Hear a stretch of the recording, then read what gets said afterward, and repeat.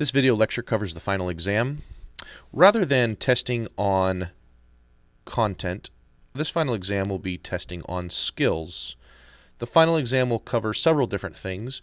We'll be looking at how well students can do discussion boards, how well students can do an article annotation on their own, how well students can do a CER, a paragraph frame, whether or not you can read a short story and do a fiction analysis template on your own.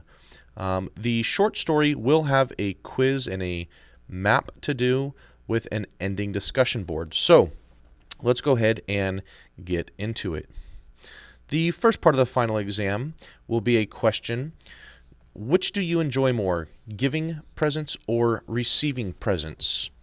So on this part of the final exam here, we simply want a 3-sentence response to which do you enjoy? Do you like giving presents and seeing people's faces as it lights up in joy? Or perhaps you're like me and you like getting presents because, let's be honest, gifts are awesome. So this part of the final exam, please just respond with what you prefer and why. So in my case, I like both, which is okay. So I'm going to say something here like, I enjoy both giving and getting presents.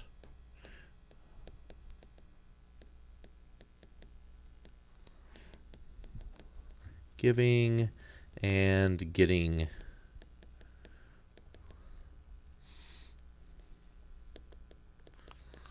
Okay, and then I would want maybe a second sentence on why I enjoy giving gifts and a third sentence here on why I enjoy getting gifts.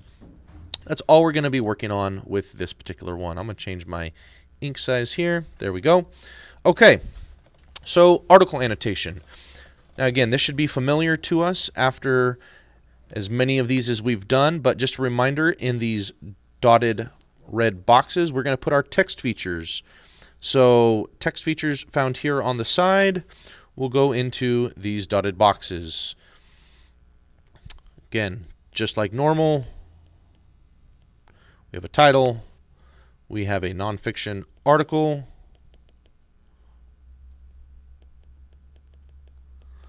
and our author. Okay.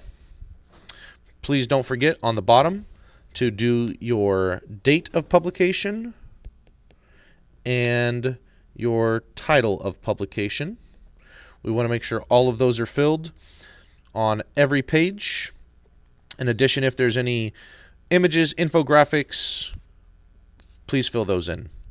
Now, through the article, we want our normal annotation. So in these boxes, there should be a question. What can money buy?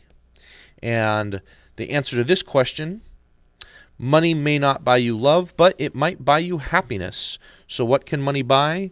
It might buy you happiness. So I'm going to go ahead and I'm going to circle that, and I'm going to connect those two. Please remember to connect the question with the answers. As we read through the article and we're annotating, we also want to circle high-frequency words that are important to our understanding of the text, and then box any words that we are unfamiliar with.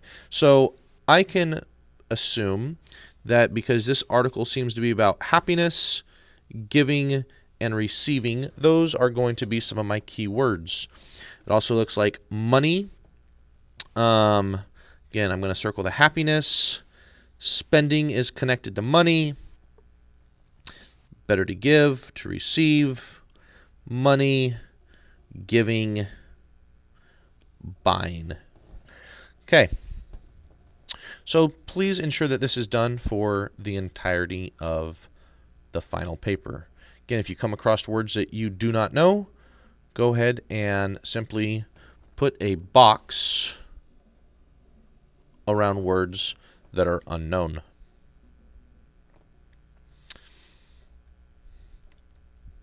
The next part of this final exam is a CER graphic organizer. So in this CER, it might be wise to argue, to claim what the article itself claiming. It's better to give than to receive. So I'm going to be a little uncreative, and I am simply going to say it is better to give than to get. Cool. And then I will want to put in some evidence here and some reasoning here. Please ensure that you are also covering your title, author, genre, and the source. For the final exam, you may go ahead and skip this part of the CER, and we'll instead transition to the CER paragraph frame. So remember, our graphic organizer is, in a sense, our outline for the CER paragraph frame. The paragraph frame, I have still let you use the scaffolding. So in author's name, genre, title, last name, revise and restate your CER. Please follow the instructions on the CER paragraph frame. You will then read a short story called The Gift of the Magi. You do not have to annotate this short story. You do, however, have to answer the questions found on the sides of each page. As this is a hard copy and not one done on Actively Learn, the questions will be corresponding to lines, kind of like a poem. So if I were to find line 11, I would simply go down to this number here. This is line 10, and that means this would be line 11. This would be line 12, 13, and so on.